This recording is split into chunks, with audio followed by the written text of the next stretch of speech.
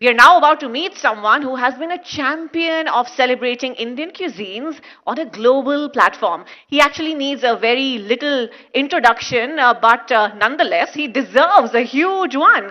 He is a world renowned chef, a television presenter, an author, and a passionate food lover. When we think of MasterChef Australia, we think of him. A much loved judge on the show for 12 incredible seasons, India has loved him and he has loved us back too. That's perhaps the reason that he's visited India over 20 times, documenting India's food and our colorful festivals. He's a true champion of sustainability and the future of food. His passion for where our food comes from and how we can protect it inspires everything he does. So there's a quick video introduction coming up first, ladies and gentlemen, but a huge round of applause for the incomparable Gary Mehigan.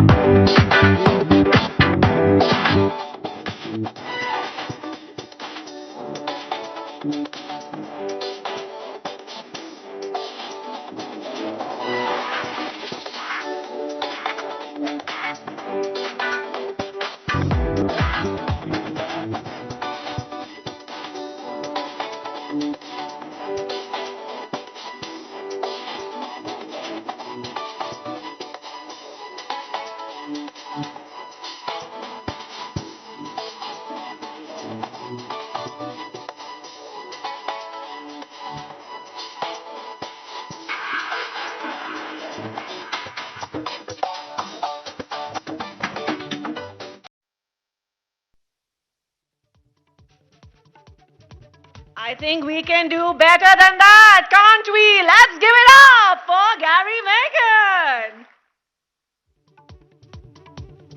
Thank you very much, ladies and gentlemen. How are we?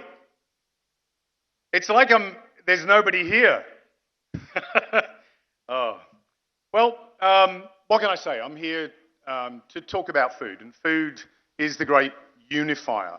And when people ask me the question, what's special about food, then, the answer's pretty simple, isn't it? I mean, it just brings everybody together. I do need this teleprompter to go faster, though. It brings people together. How could it not? In my life, nearly all of the most memorable moments have been punctuated by delicious food. It's shaped me into the person that I am today. And if I think about it, if I wind the clock back, my mother cooked everything from scratch. No fast food, no fizzy drinks, no matter how much we asked for them. And we always sat down for dinner together as a family, which I see as crucial in the way I grew up. It's a tradition that I've cherished and carried forward into my own family. TV and devices are turned off. We sit, we eat, we talk. Come on, auto cue, keep going. The conversation may be slow, but it always happens. The words come, troubles are aired, problems are solved. We celebrate our wins. We may laugh, we may cry, but we do it together. And we put the world to rights on a full tummy. Food sustains us. It sustains us physically. We know this. You've heard the term, we are what we eat, but certainly our choices have ramifications to our health and to our environment. But most importantly, food sustains us mentally. We're social animals.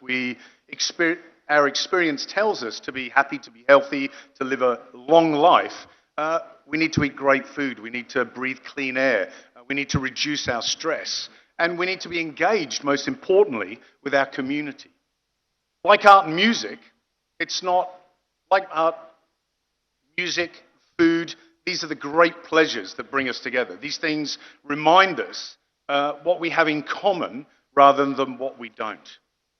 If there's ever a time to celebrate that, that's now.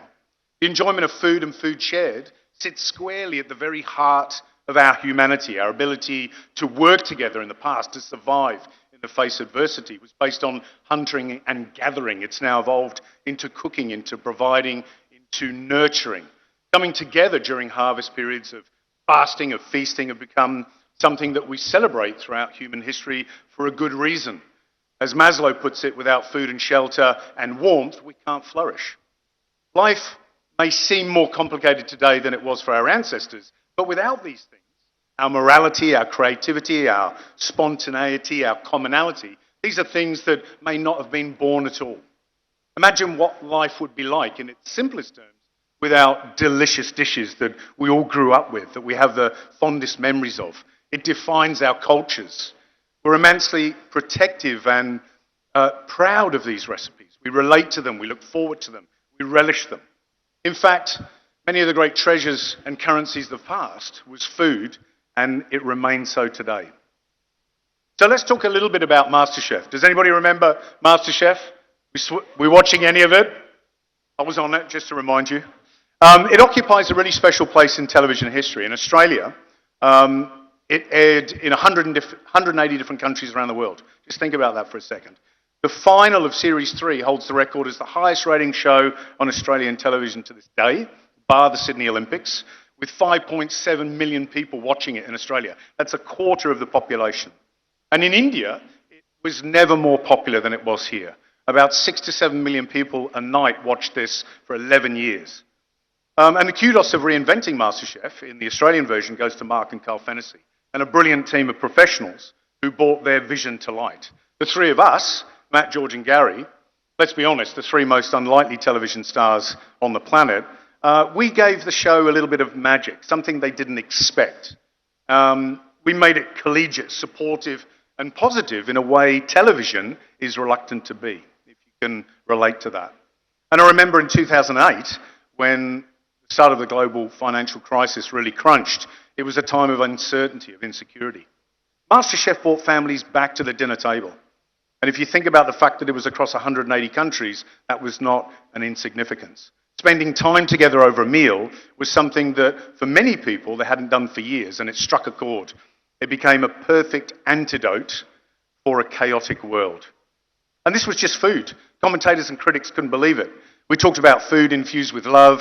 We talked about passion, determination, and unlike our normal lives, where we learn not to volunteer, where we learn not to admit our mistakes for fear of failure and at worst ridicule, we did exactly the opposite. It was all about praise. It was all about inspiration. And the results were dazzling. They were there for everybody to see. MasterChef also reminds us that learning from each other is a wonderful thing. Regardless of gender, of religion, of race, we can celebrate our differences and we can gain so much in return. Today, MasterChef has left a whole generation of kids who are now young adults in their mid-20s and 30s that think differently about food, hugely influential. And compared to a generation before, hopefully, that's a good thing. It provides opportunity for our future. And so to India. If you know me, you know that I love this country. I love its culture, its history, the passion, your sense of humour, and if you relate to this, dare I say it, a healthy disregard to authority. You like to push back once in a while. But it's your festivals and your food that I adore most.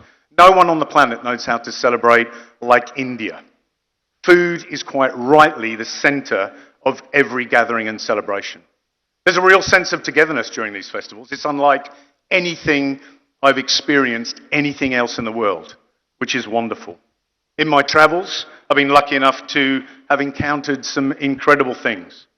I've experienced Holi in Braj Bhumi, not just throwing colour or drinking a little bhang, but celebrating the love of Radha and Krishna and the devotion of their followers.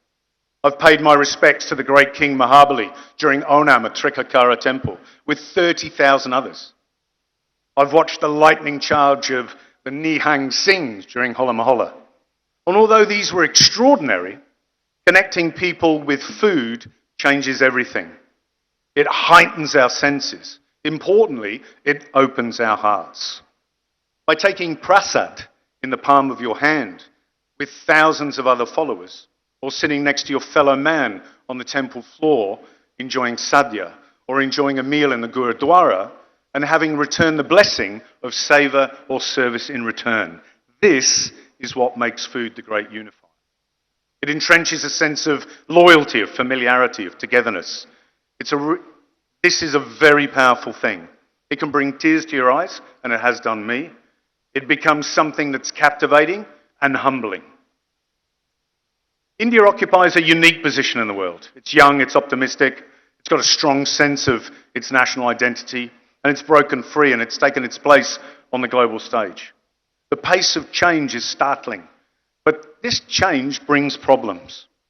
When we talk about food and we talk about the Green Revolution, it's saved millions of lives, but it's made farmers dependent on patented seeds, on fertilizers, on single crops. And now, more than any time in history, we need to shift our thinking and tackle a new set of challenges. This is not an unfamiliar story. It's happening around the world. India, however, has the chance to lead in a very different way. What we need to know is the migration of young people from land to the cities has been devastating. The people closest to the land are getting left behind. The people furthest from it are detached and becoming more indifferent. But there's hope. India has an amazing opportunity to make a difference.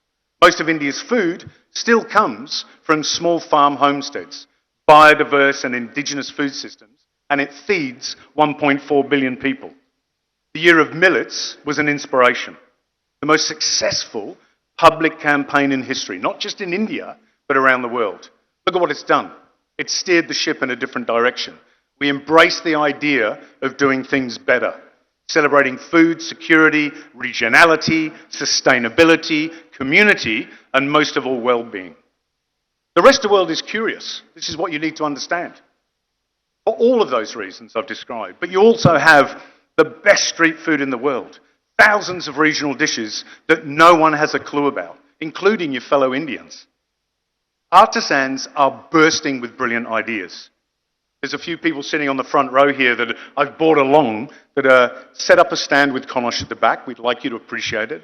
Shivar Shah from Tillage, Fiona Akrel, founder of Ishka Farms, Pratik Mehra from Spotted Cow Cheeses, Chetang Suji, founder of Forest Garden Microfarms, and Konosh, who I work with closely, who are a young progressive company showcasing India's best chefs and home cooks, providing a platform for them to grow and to network. These people are creating a bridge between Indian gastronomy and global culinary trends. We need to think about that. We need to support that. They are trailblazers and they're thinking about India in a different way. There are some challenges, big ones of course. Climate change, environmental pressures, but there are other issues that are more easily addressed. Logistics, moving and storing fresh food around smartly and efficiently. Responsible animal husbandry, best practice benchmarks, food hygiene, and paying a fair and reasonable price for our food. And a commitment to public education and a clear path towards food and better health. A lot to think about, I know. But in 2047, I see an India that's booming. It's modern and fast-paced, yes, we know that. But importantly, it hasn't forgotten what makes it truly special. Farmers will be flourishing. The new opportunities will ensure a generation of producers and artisans will be doing very well indeed, exporting their produce not around the country, but around the globe. Imagine, just for a minute, these passionate people championing the kind of regional food we never imagined the rest of the world would fall in love with. And there I'll be, older, of course, 82, I think, sipping my early morning chai with a little extra ginger, a little extra pepper and cardamom out of a clay cup. Still, it took a while for the rest of the world to catch on, but they'll do it. A couple might walk up to me, sip their tea, they smile, I smile back. Where are you from, I ask. Are you on holiday? Yes, they say, we're from San Sebastian in Spain. We're having a wonderful time, and the tea is delicious. And in 2047, India has become a food lover's dream. But then we always knew it was. Thank you.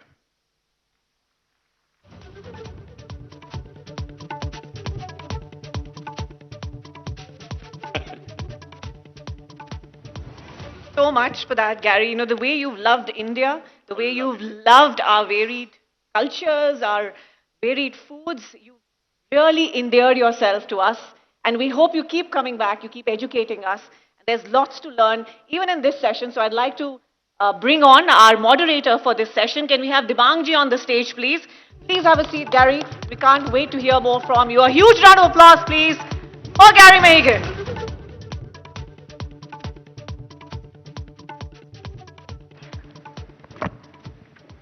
That was a lot of information, wasn't it?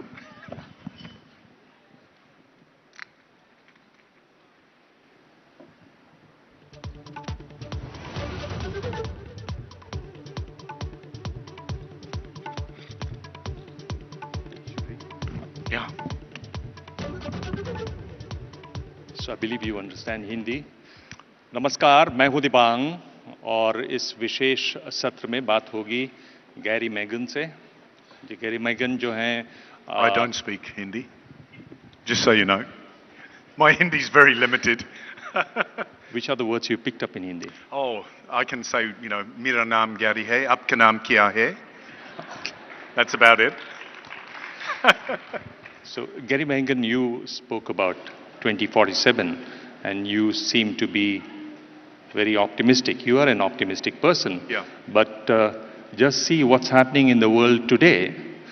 For instance, they are saying that by 2030, kitchens will disappear.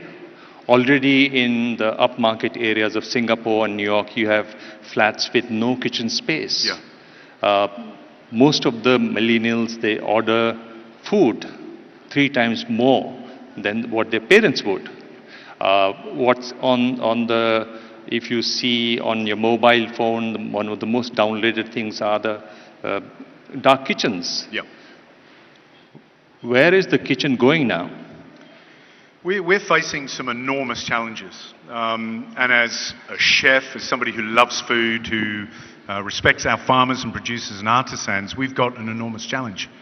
I think you're right. I think the world's changing so fast, most of us actually can't keep up. And the idea of the kitchen, the family table, disappearing is terrifying.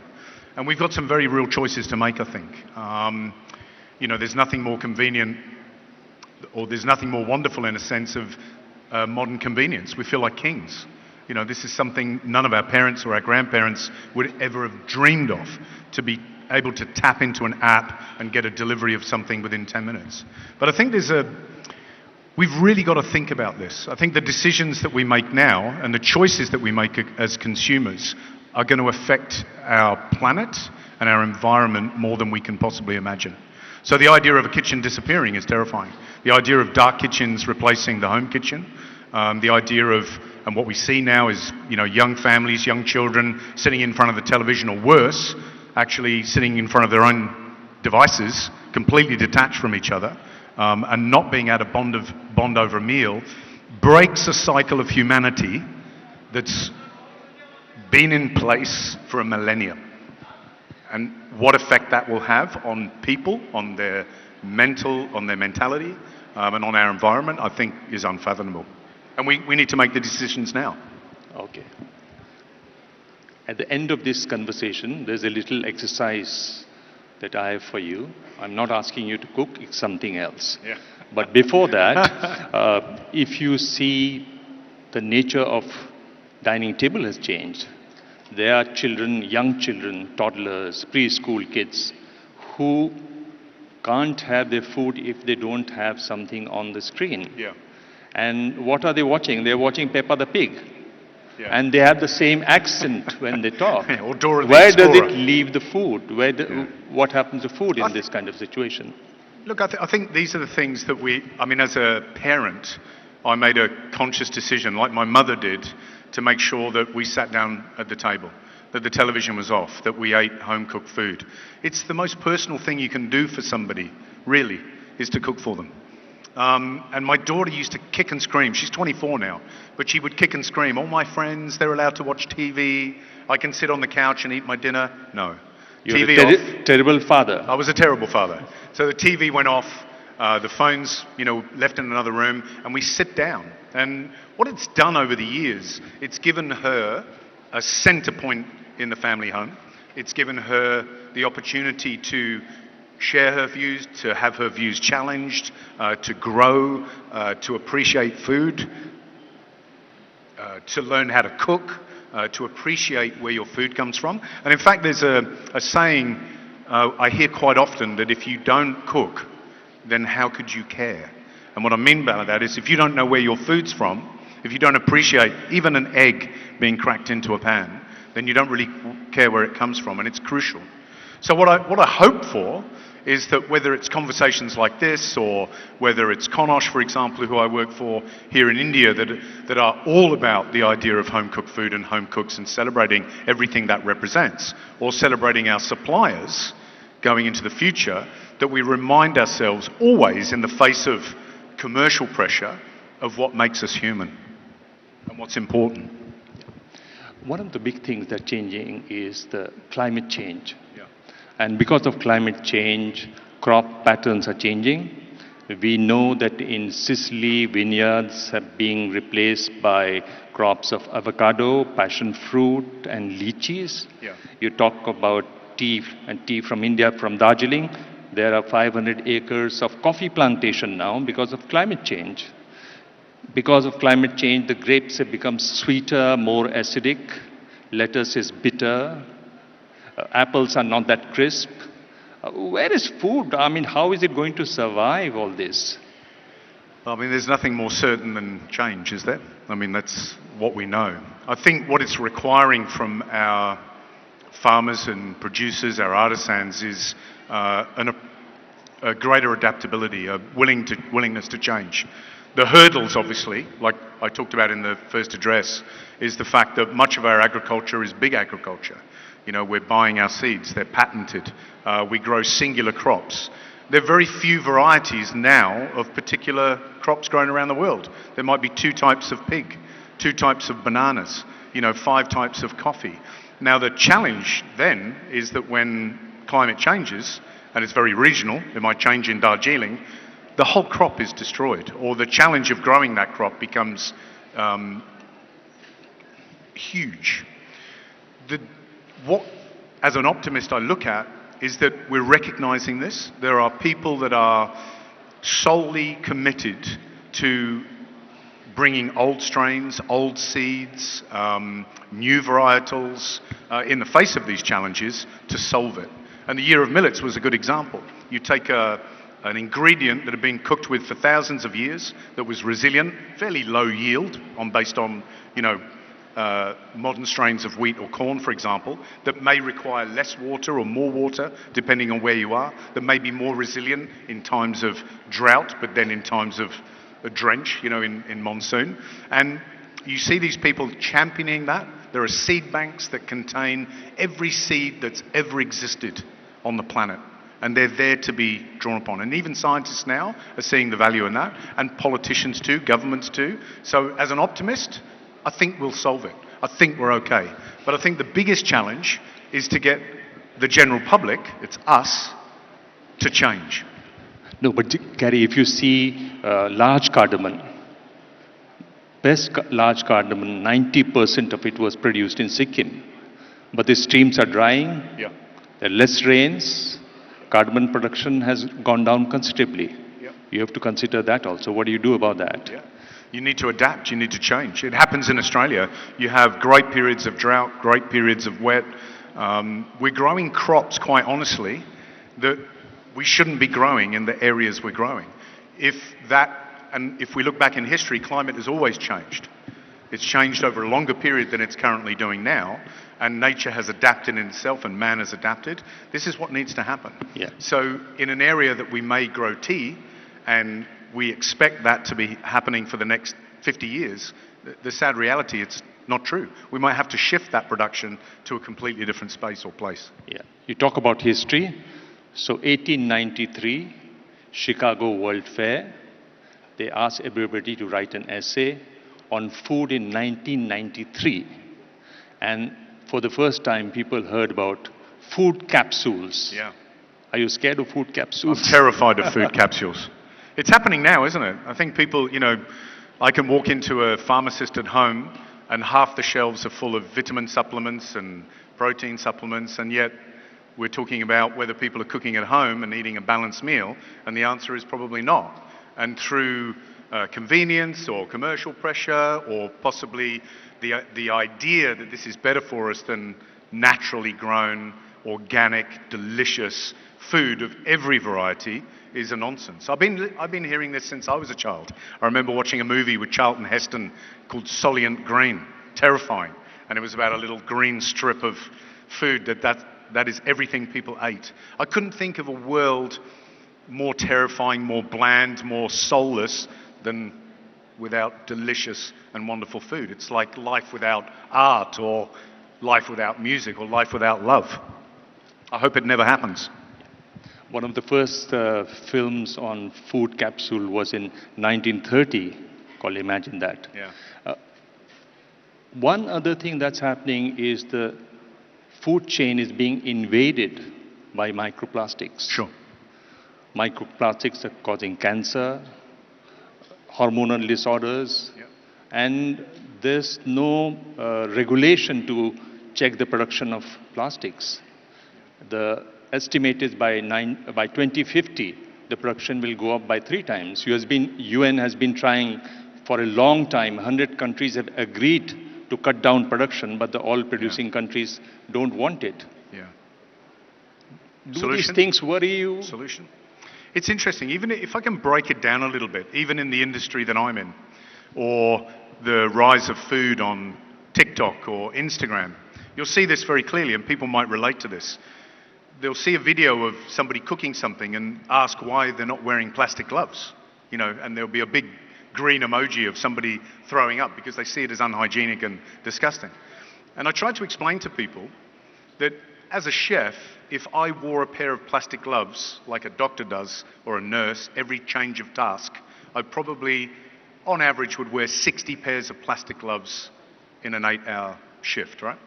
You then multiply that over 20 or 30 chefs working in a kitchen, 20 or 30 front of house staff serving and working with plastic gloves on, and then multiply that by every restaurant and food production business in a region, in a city, and around the world, and those statistics become terrifying.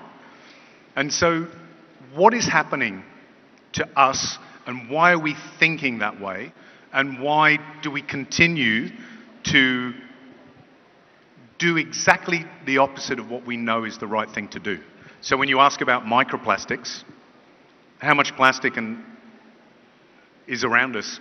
We're buying our food wrapped in plastic because we don't want to buy it. The most ridiculous thing is seeing a coconut deshelled and then wrapped up in a polystyrene cushion and then wrapped in plastic with a tag on it with a barcode. Yeah. It's a food capsule in another sense, and it's a ridiculousness. Yeah. And in some way, we have to learn to stop ourselves. And the challenge, for example, I see in India is that, for example, quick commerce is going to skip supermarkets completely. That means that going forward in the next 2 years, we're getting more delivered instantly than we ever had. And with that comes a huge amount of packaging and plastics. So what are we prepared to compromise? I remember seeing somebody on television saying, are we prepared not to continue to buy things in plastic? Are we prepared to say no when we walk up to a shop and see packaging that is completely unnecessary? And what I see at the moment, terrifyingly, is no. My daughter's happy to get a delivery from Amazon or Temu, a box within a box within a box and packaging. And she's prepared to send it back if it doesn't fit and order another one. And I try to explain to her, this is your future as much as everybody else's. So what are we going to do about it? And as the optimist I say, I think we are on the cusp of change. And I look at a country like India with 1.4 billion people and what it's achieving, what it's doing, what it has, what it can share with the rest of the world. And it's an incredible thing. The question is, like the Millets campaign, can we mobilize those people to spread the word? Yeah, millet campaign is indeed commendable, but Yeah. talking about plastics, let me tell you a small trivia. Tell me. India is the largest producer of plastic waste. Yep. 9 million tons. Yep. 20% of the global plastic waste. But that's another story. Now we You just needed to get to the fact. Now let's come to this last part. You have to sit with your back straight. I try to. And bring your right foot on top of your left one. That was the mistake you were making. Right. Oh, we're going to learn to breathe in and chant Om. Om. So Om, the sound Om has 3 parts. A, O, M. Okay? And A, U, M. So A comes from the stomach, U comes from here, and M comes from here, Ma comes from here. Will you give it a try? Only if you do it first. Is that a deal? Nobody. Because then that puts you on the Nobody spot. wants it. Well, maybe everybody should do it together. What do you think? Will you do that? Will you share in our So, Okay. try. Place one hand here. Aum.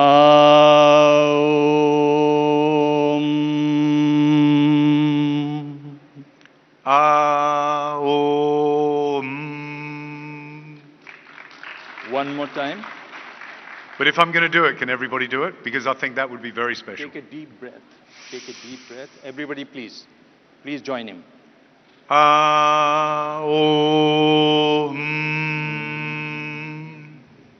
And the last time. That was very good. Much better than the first one. You didn't join me. Keep your back straight, Gary. Yeah.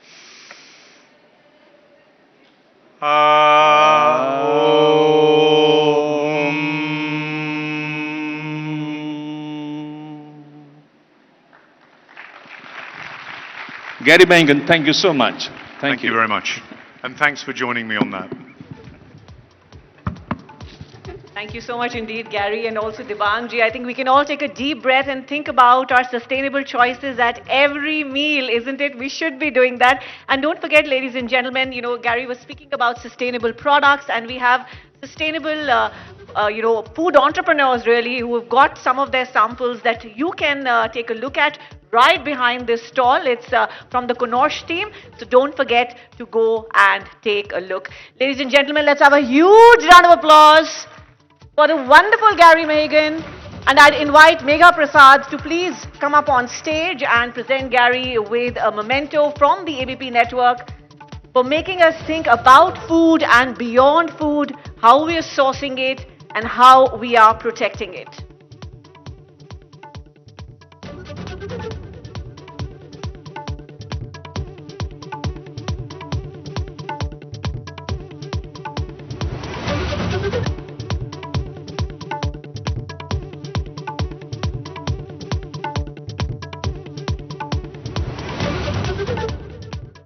you